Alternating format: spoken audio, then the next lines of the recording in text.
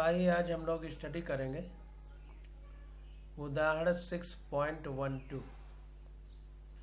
कह रहा है नगण्य द्रव्यमान वाली एक रस्सी 20 किलोग्राम द्रव्यमान एवं 20 सेंटीमीटर त्रिज्या के गतिपालक पहिए के रिम पर लपेटी हुई है।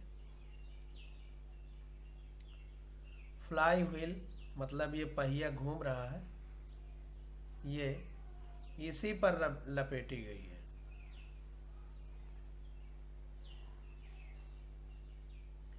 रस्सी पर 25 न्यूटन का एक समान घर्षण होना चाहिए, कर्षण लिखा है। घर्षण बल लगाया जाता है जैसा कि चित्र 6.31 में दर्शाया गया है। कर्षण मतलब आकर्षण से है, सही लिखा है। कर्षण मतलब आकर्षण मतलब जो उसको खींच रही है रस्सी को, वो बल। कह रहा है गतिपालक पहिया एक क्षैतिज धुरी पर लगाया गया है जिसके वियरिंगों में कोई घर्षण नहीं है। तो ये पहिया देखिए, ये क्षैतिज यानी हॉरिजॉन्टल लगाया गया है। वर्टिकल का मतलब सीधा खड़ा खड़ा ऊर्ध्वाधर, और क्षैतिज का मतलब पृथ्वी के तल पे लेटा हुआ।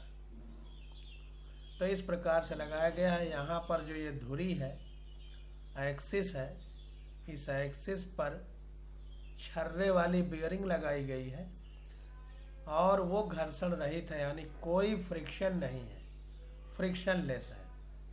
तो ये 4 विकल्प दिए गए हैं। ये हमसे पूछा जा रहा है कि पहिए के कोणीय त्वरण की गणना कीजिए। तो एक एक चीज जो पूछी जा रही है उसको हम लोग सॉल्व करेंगे।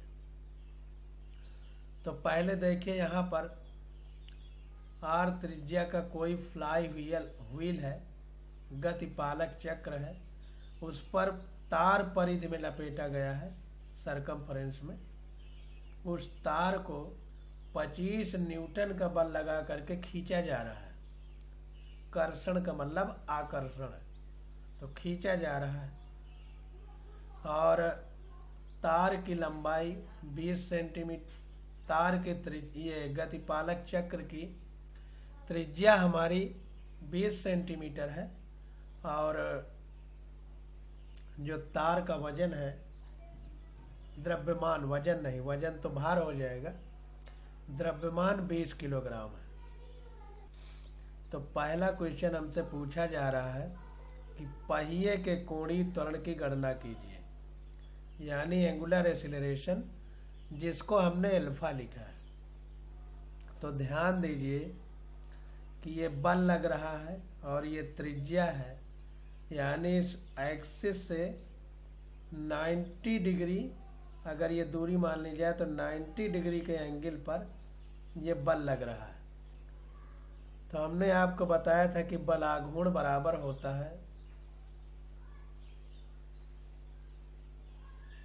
जो बल लग रहा है वो लंबवत एक्सिस के लगेगा और उसके बीच की दूरी r होगी, और गुणे बल, ये बलाघूर्ण का सूत्र होता है। तो वही यहाँ पर लगाया गया है, tau equal to F R. हालांकि r क्रॉस एफ होता है, इसको ध्यान दीजिएगा, और टाउ बराबर आई एल्फा भी होता है। तो चूंकि हमको एल्फा निकालना है, इसलिए ये टाउ की तुलना करेंगे तो दोनों बराबर हो जाएंगे। तो बलाघूर्ण टाउ बराबर आर क्रॉस एफ होता है, उल्टा लिखा है। तो बल 25 न्यूटन है, गुणे त्रिज्या 0.20 सेंटीमीटर है, तो मीटर में बदला तो 100 का भाग दे दिया, तो ये आ गया 5 न्यूटन मीटर। तो बलाघूर्ण आ गया 5 न्यूटन मीटर। अब ध्यान देना है, कह रहा है और I बराबर अपनी एक्सिस के परितः पहिए का जड़त्वाघूर्ण। तो I बराबर अपनी अक्ष के परितः पहिए का जड़त्वाघूर्ण। तो जिस एक्सिस के परितः जड़त्वाघूर्ण की बात हो रही है, ये पहिया देखिए हमारा क्षैतिज लेटा हुआ है, जैसे पृथ्वी में लिटा दिया जाए उस तरह क्षैतिज है, तो उस स्थिति में आई का मान होता है, पीछे देखिए सारणी में दिया गया है, हम लोग पढ़ चुके हैं। ये देखें, क्षैतिज अगर लेटा हो, आर त्रिज्या का पतला वृत्ताकार वलय, तो बाहर बाहर ही तार लपेटा गया है, तो इस स्थिति में आई की वैल्यू हाफ mr² होती है। तो इसीलिए ये जो क्वेश्चन हम लोग कर रहे हैं, इसमें देखिए आई बराबर हाफ mr² लिखा गया है, या mr²/2। तो यहाँ पर m की वैल्यू 20 किलोग्राम है, r की वैल्यू 0.2 मीटर में स्क्वायर कर दिया गया, बटे 2 हो गया, तो i की वैल्यू आ गई 0.4 किलोग्राम मीटर स्क्वायर। अब हमने टाउ निकाल लिया, i निकाल लिया, तो टाउ बराबर i अल्फा होता है। तो जब टाउ पता है, i पता है, तो अल्फा निकल आएगा। तो फार्मूला लगा दिया, तो यहाँ पर देखिए i की वैल्यू निकल आई। अब कोणीय त्वरण अल्फा बराबर, तो अल्फा बराबर टाउ अपान आई हो जाएगा। टाउ की ये वैल्यू निकाला है, आई की ये वैल्यू निकाला है, तो डायरेक्ट लिख दिया आई अपान अल्फा अपान आई। तो अल्फा ये है, आई ये है, तो आ गया 12.5 प्रति सेंटीमीटर स्क्वायर। अब देखिए अगला हमसे पूछ रहा है 2 नंबर, कह रहा है 2 मीटर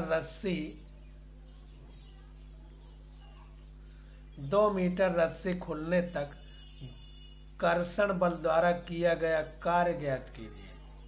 तो 2 मीटर जब रस्सी खुल गई, तो जो फोर्स इसको खींच रहा है रस्सी को, उसके द्वारा वर्क डन कितना होगा, ये हमको बताना है। तो कार्य बराबर होता है बल गुणे विस्थापन। तो बल 25 न्यूटन का लग रहा है और रस्सी खुल गई 2 मीटर, यानी विस्थापन या डिस्प्लेसमेंट 2 मीटर हुआ। तो बल गुणे विस्थापन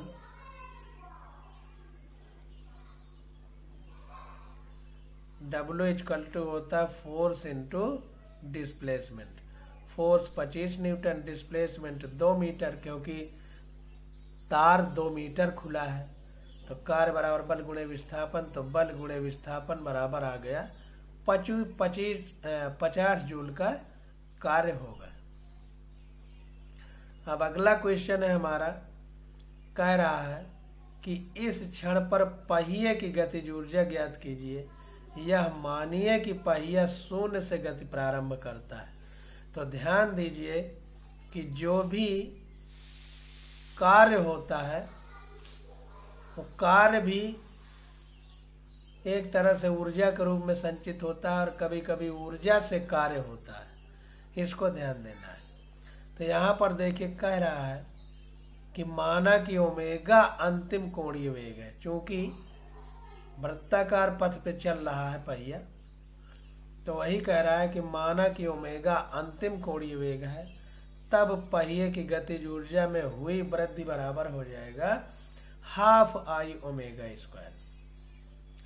जिस प्रकार से रेखीय गति में हाफ mv स्क्वायर होता था गतिज ऊर्जा, उसी प्रकार से कोणीय गति में हाफ आई ओमेगा स्क्वायर होता है। पीछे हम लोग फार्मूला पढ़ चुके हैं। तो चूंकि पहिया विराम अवस्था से गति प्रारंभ करता है, तो जिस प्रकार से विराम अवस्था से गति प्रारंभ करने में रेखीय गति में v0 लिखा जाता था, तो वो 0 होता था क्योंकि विराम है। तो यहाँ पर ओमेगा 0 0 हो जाएगा और फार्मूला लगाएंगे ओमेगा स्क्वायर बराबर omega 0 square plus 2 alpha theta. गति का जैसे तीसरा नियम होता था, यही नियम क्यों लगा रहे हैं, इसलिए क्योंकि प्रारंभिक वेग और अंतिम वेग दोनों दिए हुए हैं। v स्क्वायर बराबर u स्क्वायर प्लस 2as होता था, तीसरा नियम गति का। तो यहाँ पर अंतिम कोणीय वेग हो जाएगा ओमेगा स्क्वायर, यहाँ पर प्रारंभिक कोणीय वेग ओमेगा 0 स्क्वायर प्लस 2, यहाँ पर रेखीय त्वरण है तो यहाँ पर कोणीय त्वरण अल्फा, यहाँ पर रेखीय विस्थापन है तो यहाँ पर कोणीय विस्थापन थीटा हो गया। तो ओमेगा 0 बराबर 0 ये हमको पता है। तथा कोणीय विस्थापन थीटा बराबर खोली गई रस्सी की लंबाई बटे पहिए की त्रिज्या। आप ध्यान दीजिए, कोणीय विस्थापन का मतलब कोण, तो कोण बराबर होता है चाप बटे त्रिज्या, आर्क अपान रेडियस। तो चाप क्या होगा, खोली गई रस्सी की लंबाई, वही जो खुलेगी रस्सी वही तो चाप होगा। और इस वृत्ताकार फ्लाई व्हील में खोली जा रही है तो उसकी त्रिज्या, तो खोली गई रस्सी की लंबाई बटे पहिए की त्रिज्या। तो 2 मीटर रस्सी खोली गई है और त्रिज्या 0.2 मीटर है, तो ये आ गया 10 रेडियन। 10 रेडियन आ गया। अब यहाँ पर देखिए, यही फार्मूला लगा देंगे। तो ओमेगा स्क्वायर बराबर ओमेगा 0 की वैल्यू तो 0 हो गई, केवल ये बचा। तो 2 इंटू एल्फा 12.5 पता है, थीटा अभी निकाल लिया 10 रेडियन, तो ये आ गया 250 रेडियन पर सेकंड का होल स्क्वायर। इसलिए गतिज ऊर्जा में वृद्धि बराबर हाफ आई ओमेगा स्क्वायर। तो हाफ आई की वैल्यू पहले ही हम लोग निकाल चुके हैं, तो 0.4 इंटू ओमेगा की वैल्यू निकल आई, इसकी वैल्यू रखा ये स्क्वायर में ही है, तो आ गया 50 जूल। तो इस प्रकार से जो गतिज ऊर्जा में वृद्धि हुई वो कितनी हुई, 50 जूल। ध्यान दीजिए, वेरी वेरी मोस्ट इम्पॉर्टेंट, गतिज ऊर्जा में वृद्धि। पहिया तो पहले ही गति कर रहा था, तो अब वृद्धि कितनी हुई गतिज ऊर्जा में, 50 जूल। अब अगला क्या है, कह रहा है भाग बी एवं सी के उत्तरों की तुलना कीजिए, बी और सी के। तो कार्य और गतिज ऊर्जा, जैसा हमने आपको बताया था कि कार्य और गतिज ऊर्जा यानी ऊर्जा एक दूसरे के पूरक है। तो ध्यान दीजिए, यहाँ पर देखिए 50 जूल और यहाँ पर भी 50 जूल।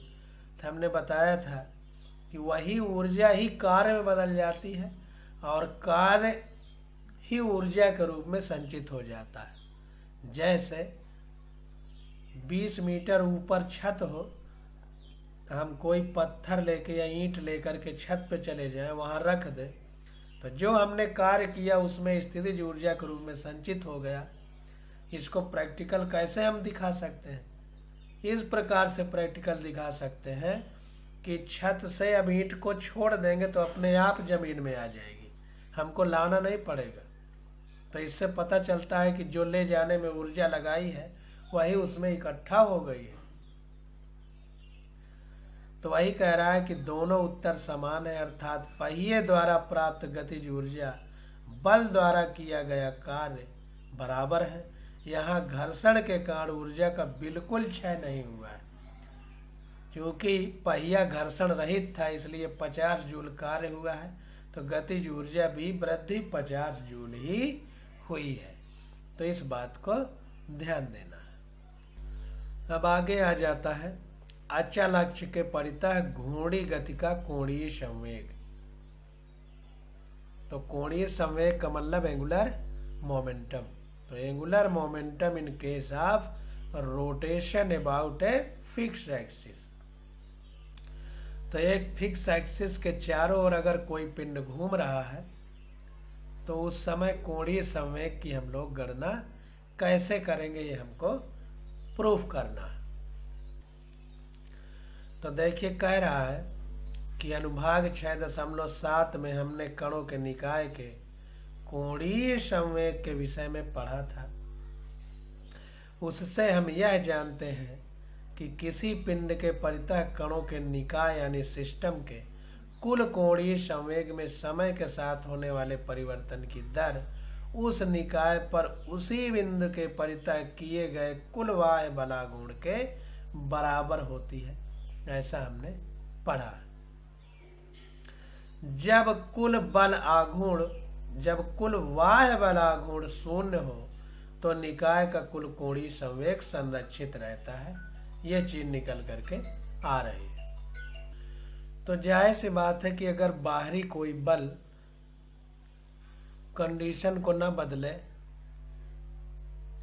तो टोटल एंगुलर मोमेंटम कंजर्व रहेगा। पीछे भी हम लोग पढ़ चुके हैं। अतः हम कोणीय संवेग का अध्ययन एक अचल अक्ष के परितः घूर्णन के विशिष्ट मामलों में करना चाहते हैं। n कणों के निकाय के कुल कोणीय संवेग की व्यापक समीकरण है L इक्वल टू, जैसा हमने पढ़ा है, तो कोणीय संवेग इक्वल टू फिक्स एक्सिस से लगाए गए बल की दूरी r इंटू रेखीय संवेग। इन्हीं सब का एडिशन या योग या संकलन कर दिया जाए 1 से लेके n तक जितने भी हो, तो हमें टोटल कोणीय संवेग या कुल कोणीय संवेग प्राप्त हो जाएगा। तो कह रहा है अब हम पहले एक अचल अक्ष के परितः किसी दृढ़ पिंड के कोणीय संवेग पर विचार करेंगे। तो दृढ़ पिंड यानी एक ही पार्टिकल पूरे पिंड को माना जाएगा। तो एक के लिए गणना करेंगे, फिर बहुत के लिए तो हो ही जाएगा।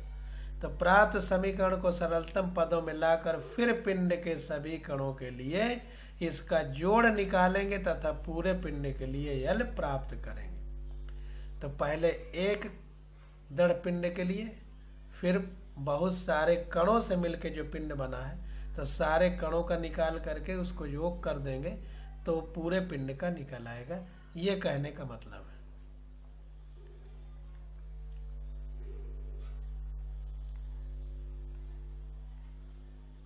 तो देखिए एकाकी कण के लिए L equal to R cross P हो जाएगा एक कण के लिए। तो चित्र 6.17b देखिए। तो ये देखिए 6.17b हमारे पास फिगर है। तो कह रहा है कि घूर्णन करती वस्तु के किसी विशिष्ट कण का स्थित सदिश OP इक्वल टू R है। तो position vector OP equal to R है स्थित सदिश। ये कण है, मान लीजिए P पॉइंट पर कोई कण है। चित्र में R बराबर OC प्लस CP। अब ये R इक्वल टू ये और ये जोड़ देंगे, सदिश योग करेंगे OC प्लस CP का, तो ये OP या R प्राप्त हो जाएगा। जैसा हम पीछे पढ़ते चले आए, सदिश योग ऐसे किया जाता है। क्योंकि P बराबर mv होता है, संवेग बराबर द्रव्यमान गुणे वेग, तो ये हो जाएगा हमारा L equal to OC into mv। L equal to OC into mv। P की जगह mv रख दिया और L इक्वल टू ये दोनों के लिए लिखना है। तो इसके लिए OC के लिए, ये OC के लिए R into R cross P जैसे लिख रहे हैं, तो एक R ये हो गया तो OC इंटू P हो जाएगा, और एक R ये हो गया तो CP इंटू P हो जाएगा। तो वही कर रहा है कि OC इंटू P की जगह mv रख दिया, प्लस अब यहां पर देखिए दोनों बार OC लिखा है। देखिए दोबारा में CP इंटू mv है, हिंदी वाली में गलत है, उसको आप लोग सही कर लीजिए। CP इंटू mv होगा, तो ये CP इंटू mv हो जाएगा। तो P पर कण के रेखीय वेग v का परिमाण v equal to omega R perpendicular होना चाहिए, लंबवत है। ये formula v equal to R omega होता है अगर ये v की जगह रखें, जहां R परपेंडिकुलर या लंबवत CP की लंबाई या P की घूर्णी अक्ष के लंबवत दूरी है। ये लंबवत दूरी है। तो V कण द्वारा बनाए गए वृत्त के बिंदु P पर स्पर्श रेखा के अनुदिश है। तो दाहिने हाथ के नियम द्वारा ज्ञात कर सकते हैं कि CP इंटू V अचल अक्ष के अनुदिश है। CP इंटू V अचल अक्ष के अनुदिश है। तो घूर्णन अक्ष जो यहाँ जेड अक्ष है को इकाई सदिश के कैप के अनुदिश व्यक्त करने पर। तो कुल मिला के कहने का मतलब ये है कि ये जो OC है, जिस धुरी पर ये पूरा चक्र घूम रहा है उसी पर है और ये जेड एक्सिस में है, तो लंबवत होना चाहिए, जबकि ये समांतर हो गई OC जेड एक्सिस के, इसलिए OC का प्रभाव नहीं होगा। ये पीछे भी हम लोगों ने पढ़ा है, तो पूरा जो बता रहा है उसके कहने का मतलब सिर्फ इतना है। तो वही कह रहा है कि घूर्णन अक्ष जो यहाँ जेड अक्ष है कोई इकाई सदिश के कैप के रूप में व्यक्त करने पर, तो एक्स एक्सिस को आई कैप, वाई एक्सिस को जे कैप, जेड एक्सिस में के कैप एकांक सदिश या यूनिट वेक्टर हम लोग रखते हैं। तो जेड एक्सिस के लिए के कैप हो जाएगा, तो CP into MV equal to R perpendicular MV के कैप हो गया। ध्यान दीजिए, CP यहाँ पर गलत है, CP इंटू MV होना चाहिए। तो CP into MV equal to, ये तो पूरा 0 हो जाएगा क्योंकि ये OC जो ये OC इसी रेखा में है, इसलिए इसके कारण कोई घूर्णन गति नहीं होगी इस बल के कारण। इधर को बल लगाएंगे तो घूमेगा क्या सेंटर पे? नहीं घूमेगा ना, तो उससे मतलब ही नहीं है। तो ये CP इंटू MV बराबर R परपेंडिकुलर MV के कैप हो गया। तो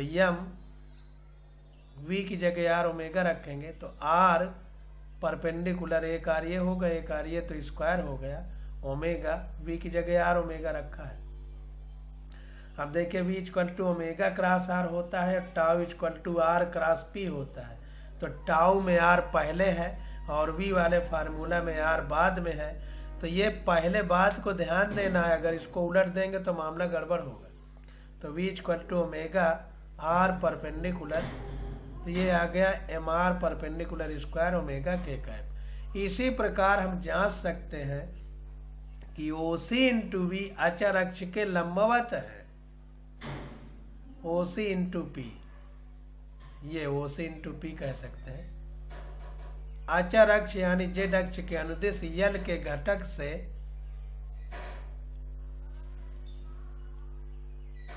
LZ से दर्शाने पर, L के घटक को LZ, क्योंकि जेड एक्सिस में तो LZ हो जाएगा, तो LZ equal to CP into MV हो जाएगा।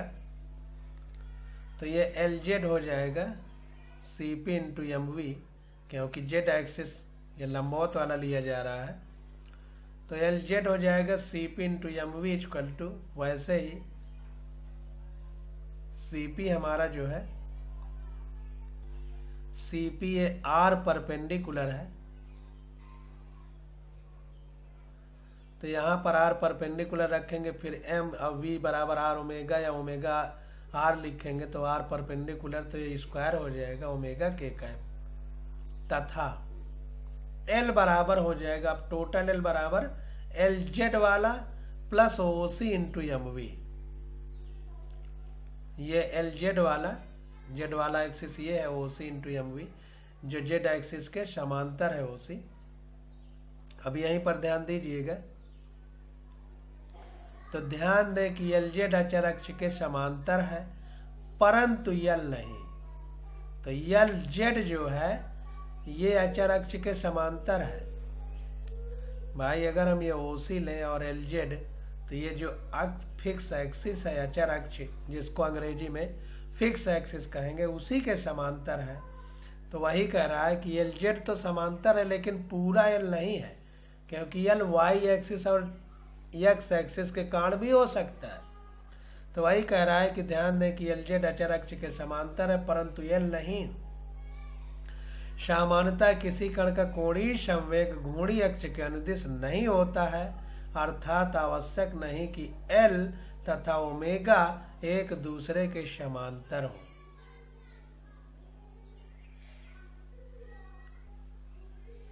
तो ध्यान देना है कि सामान्यतः कोणीय संवेग जो होता है वो घूर्णी अक्ष के अनुदिश नहीं होता, यानी उसी दिशा में नहीं होता, अर्थात आवश्यक नहीं है कि कोणीय संवेग L तथा कोणीय वेग ओमेगा एक दूसरे के समांतर हो, इस बात को ध्यान देना है।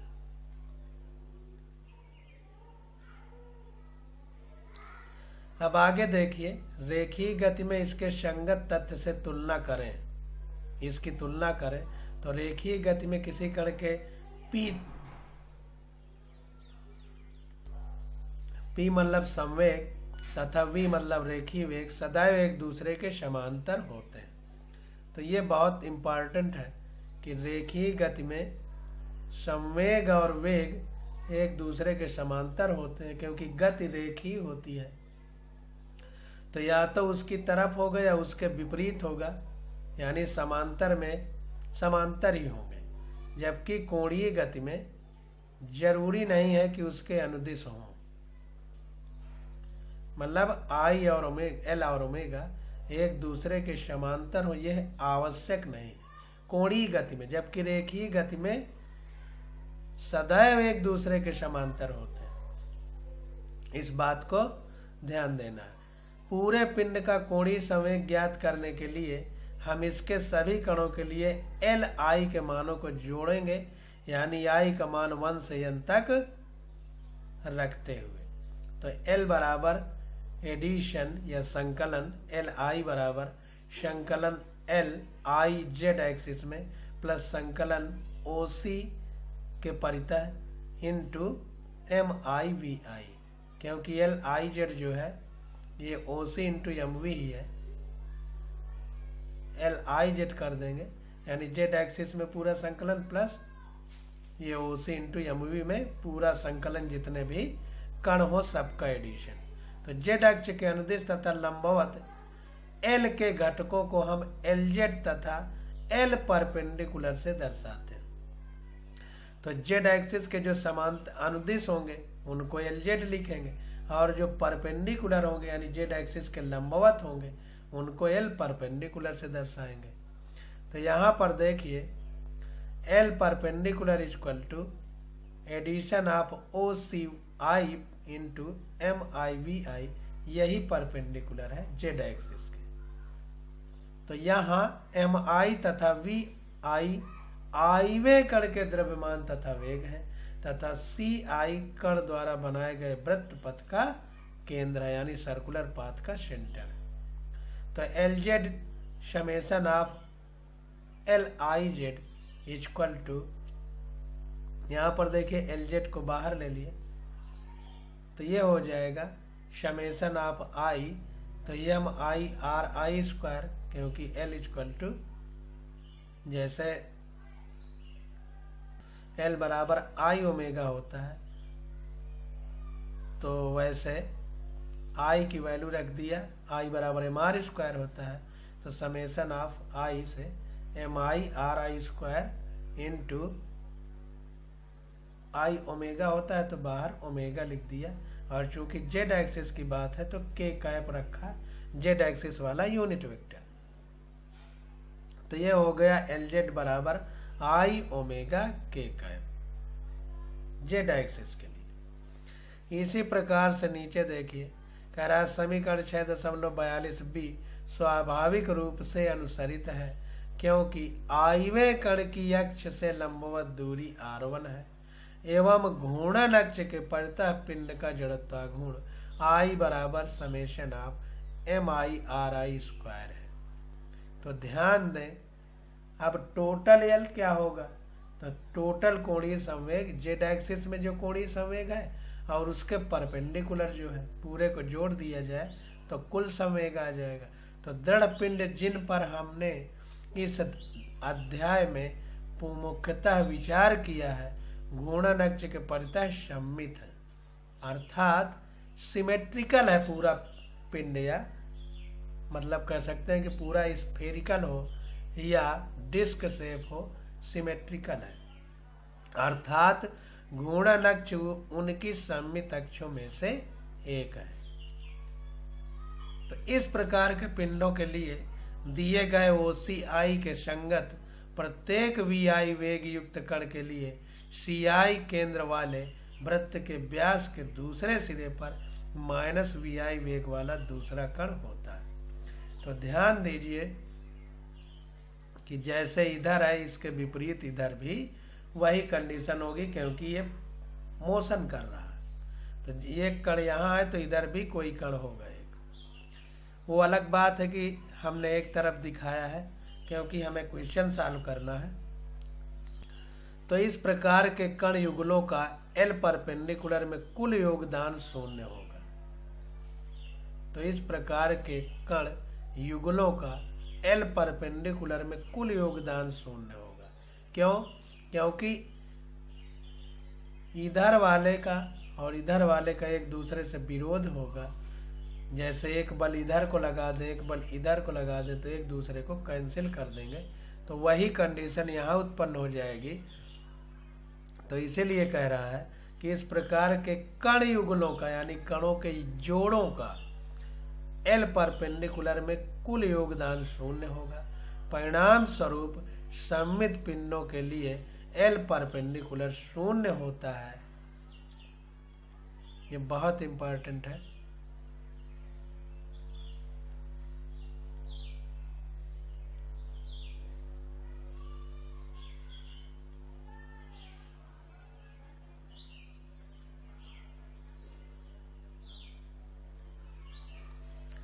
तो परिणाम स्वरूप सममित पिंडों के लिए यानी सिमेट्रिकल जो पिंड है सब जगह सेंटर से केंद्र बिंदु से परिधि बराबर दूरी पर है। तो उनके लिए एल परपेंडिकुलर 0 होता है, यानी जेड अक्ष है तो जेड अक्ष के लंबवत वाले जितने कोणीय संवेग हैं वो 0 हो जाएंगे। अतः एल बराबर केवल एल जेड बचेगा आई ओमेगा के कैप। बहुत इंपॉर्टेंट चीज निकल के आई। तो थोड़ा बोर नहीं होना है, धीरे धीरे समझेंगे तो सारी बातें समझ में आएंगी। अब देखिए कह रहा है उन पिंडों के लिए जो घूर्णन अक्ष के परितः सममित नहीं है, L is not equal to L Z, इसलिए एल घूर्णन अक्ष के अनुदिश नहीं होता है। ध्यान दीजिए, अगर पिंड सिमेट्रिकल नहीं है तो जो कोणीय संवेग होगा वो घूर्णन अक्ष के अनुदिश नहीं होता, क्योंकि तब टोटल एल बराबर एल जेड के बराबर नहीं होगा। तो इसलिए जो कुल कोणीय संवेग होगा वो घूर्णन अक्ष के अनुदिश नहीं होता। 6.1 में आप बता सकते हैं कि किन मामलों में एल बराबर एल जेड लागू नहीं होता? तो इसको देखेंगे। अब आगे कह रहा है कि आइए समीकरण 6.42a को समय के आधार पर अवकलित करें, क्योंकि के कैप एक अचर सदिश है, मतलब न बदलने वाला, फिक्स्ड वेक्टर कह सकते हैं। अब देखिए 6.1 यही है, 6.1। तो यहां पर देखिए जैसे ये फिक्स एक्सिस है, इसके चारों ओर सेंटर से सब जगह बराबर दूरी पर पार्टिकल है, तो ये सिमेट्रिकल एक्सिस हो गई। अब यहाँ पर देखें तो यहाँ पर ये इस तरह, ये एक्सिस अब इस तरह हो गई है। तो इस तरह होने में एक्सिस क्या होगा, अब ये ऐसे ऐसे जब घूर्णन करेगा तो यहाँ पर ये सेंटर से अगर इसको माना जाए तो सब जगह, क्योंकि घूर्णन एक्सिस यहाँ हो जाएगी तो यहाँ से ये दूरी, ये पिंड की दूरियां जो है, तो इस पॉइंट पर तो पार्टिकल समान दूरी पर है, लेकिन यहाँ पर देखिए सब दूरी में अंतर आता जा रहा है। तो यहाँ पर कोणीय संवेग एक समान नहीं रहेगा, इसको ध्यान देना है। इसी प्रकार से देखिए इस अक्ष के परितः इसको घुमाएंगे तब तो ठीक है, और इस अक्ष के परितः घुमाएंगे तो ये देखिए सब जगह बराबर मात्रा में पार्टिकल का वितरण नहीं है, क्योंकि एक राड है। तो यहाँ भी चेंज हो जाएगा, इसमें सेम रहेगा, यहाँ फिर चेंज होगा, इसमें सेम रहेगा, इसमें भी सेम रहेगा, क्योंकि सेंटर से पार्टिकल सब जगह बराबर रहेंगे, इसमें भी सेम रहेगा। तो यही एक आध जगह डिस्टर्ब थोड़ा सा होगा। तो देखिए अब आगे कह रहा है कि आइए समीकरण 6.42 को समय के आधार पर अवकलित करें, क्योंकि के कैप एक अचर राशि है।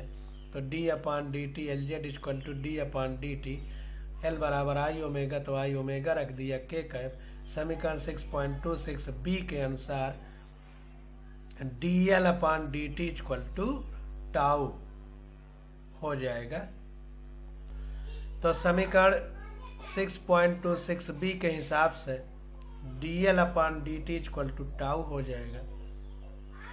जैसा कि आपने पिछले भाग में देखा है, एक अचर अक्ष के प्रत्येक घूर्णी पिंड के लिए बाह्य बलाघूर्ण के केवल उन्हीं घटकों पर विचार करने की आवश्यकता है जो घूर्णी अक्ष के अनुदिश है। अतः टाउ बराबर टाउ के कैप, चूंकि एल बराबर LZ प्लस एल परपेंडिकुलर तथा LZ की दिशा या अनुदिश के कैप अचर है यानी कांस्टेंट है, तो एक अचर अक्ष के प्रत्येक घूर्णी पिंड के लिए dLZ/dt इक्वल टू टाउ के कैप होगा तथा dL परपेंडिकुलर/dt इक्वल टू 0 होगा। जैसा हमने ऊपर पढ़ा कि एक पॉइंट इधर हो एक पॉइंट इधर हो वृत्ताकार पथ में, तो ये इधर वाले को के कोणीय संवेग को नष्ट कर देगा। तो परपेंडिकुलर में देखिए 0 हो गया और Z एक्सिस में टाउ के कैप हो गया। तो इससे यह निष्कर्ष निकल के आया कि अचल अक्ष के प्रत्येक घूर्णी पिंड का अचल अक्ष के लंबवत कोणीय वेग का घटक अचर है। चूंकि LZ इक्वल टू, अचर मतलब कांस्टेंट है, चूंकि LZ equal to I omega के कैप समीकरण 6.43 ए से ये LZ equal to I omega के कैप होता है। तो यहाँ वैल्यू रख देंगे तो ये हो जाएगा d/dt, L की जगह आई ओमेगा हो गया बराबर टाउ हो गया।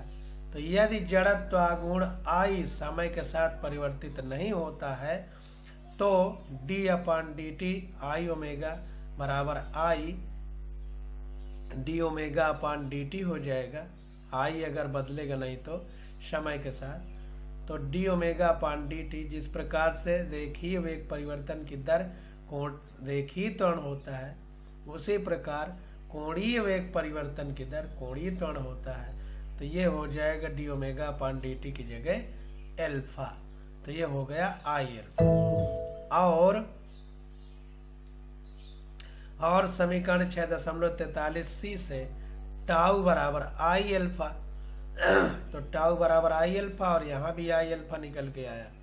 अतः गतिज ऊर्जा संबंध से यह समीकरण हम पहले ही व्युत्पन्न कर चुके हैं। तो इस समीकरण के बारे में हम लोग पहले ही पढ़ चुके हैं। अब आगे आ जाता है कोणीय संवेग का संरक्षण, तो इसकी स्टडी हम लोग अगले लेक्चर में करेंगे। आज बस यहीं तक।